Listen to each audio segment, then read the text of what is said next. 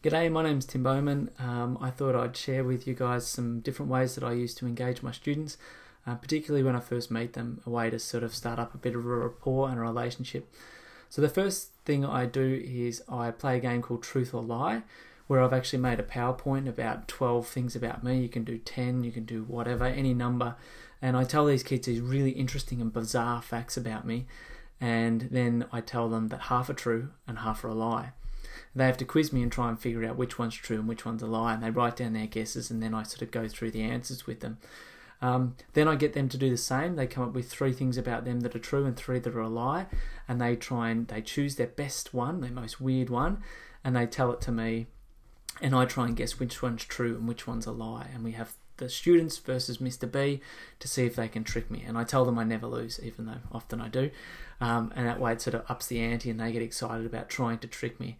The reason why they love this is it's something unique. They get to lie to the teacher. It's engaging because the things that I tell them about me are going to be interesting. They're not just the standard sort of things, because they can be lies, so they can really be anything. It's a big way to sort of get creativity going and things like that for the kids, so they really, really enjoy it. The other thing, the reason why I like it though, is because for me it's a kind of a legal brag. So that way I get to tell the kids some things about me without bragging, this is who I am. Instead it's playing a game with them. But at the same time it's getting a brag, but it's not because I want them to like me or anything like that. It's instead I want to try and put out a smorgasbord of this is who I am, this is who I can be with you or to you or whatever. If you like boxing, I've done boxing. If you like travel, I've done travel. If you want to be a photographer, I've done photography. If you've done all these things, and I'm not trying to get them to like me, I'm trying to put something out there that each kid might find something different that they like. And I found it very successful, a way that kids can go, oh, wow, oh, you're actually into boxing. I like UFC. Or, oh, I barrack for Hawthorn too. Or, I want to be an actor. Or, I want to be this or that. So it opens up sort of different ways. The other thing I do is then, that's on my first meeting, I usually do the truth or lie. The next thing I also do is I give them a challenge sheet. And on that challenge sheet, there's a whole heap of different challenges about doing different exercises, random acts of kindness, you name it. There's like 30, 40 different challenges there. One of the challenges is not to eat a piece of chocolate. So I also give them that piece of chocolate and I give it to them and say, well, you can eat it now if you want. But the challenge is, how good is your self-discipline? And for a lot of kids, this absolutely throws them to have a challenge like that from a teacher, but at the same time be given a piece of chocolate and say, well, you can have it if you want, with no catch at all. These kids, their heads are already spinning. They're thinking, wow, this is unique. This is going to be different. And they get really excited about it. Usually I would have 80% of kids who don't eat the chocolate. I usually give it to them before the holidays. If I've got a class coming the next year, 80% of the kids don't eat it. And I've still got kids years after who haven't eaten that chocolate. And it's an important sort of, I guess, proving point for them that they have great self-discipline. So that's a really sort of handy one. I'm just looking at my notes here. The other thing I do when the kids first come into my classroom on the first day back, so it's the start of the first school year, I say, drop your bags, let's go. We head outside and they're already thinking, wow, we haven't done this before, this is different. We head to the gym where I've got a mat game set up. And basically kids have 2 mats, 2 teams, so one team and another team, and they have to shuffle their way to the end of the hall using these mats, pretending the floor's lava.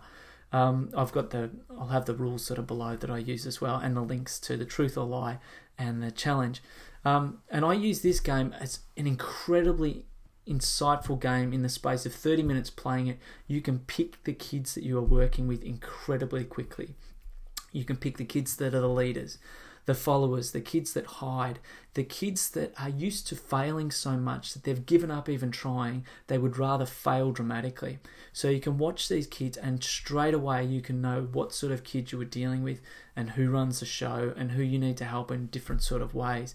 I don't tell the kids what I'm looking for until after I've let them all have a go. Then I sort of talk about some of the positive and the negative behaviour that I've seen, and then I let them go again, and always the bar is lifted. That sets expectations and it shows the kind of teacher I am. It also makes them go, wow, this year's going to be different. Straight away we're playing a game. But then they realise, wow, this game is about learning as well. The next thing I do in the first week when I've got the kids, I always set up a little trick that we play on anyone who comes into our room, whether it's a principal or parent or whatever. I say, okay guys, when I put my hand on my chin like this, I want you all to fall asleep. And the kids love it.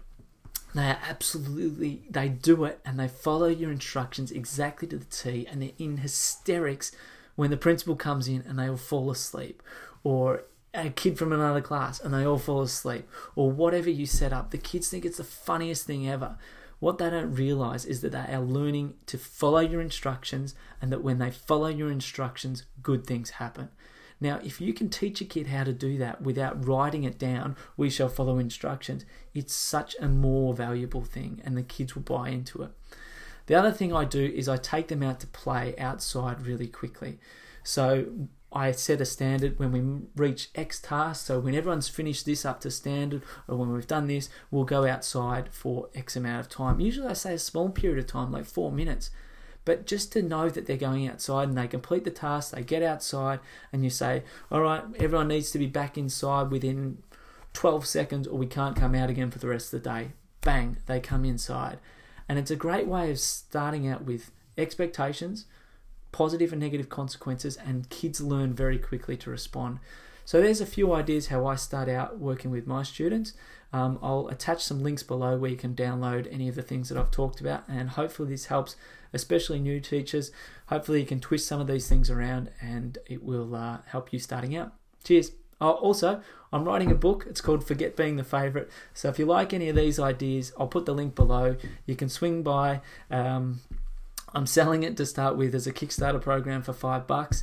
It will never be this cheap again because I'm really thankful to the people that support early on. So if you'd like to support, swing by, pledge $5, you'll get the book. Hopefully it'll be as useful, if not more useful than this, and you'll get a lot out of it, and the book will be up and running. Thanks very much. Cheers. Bye.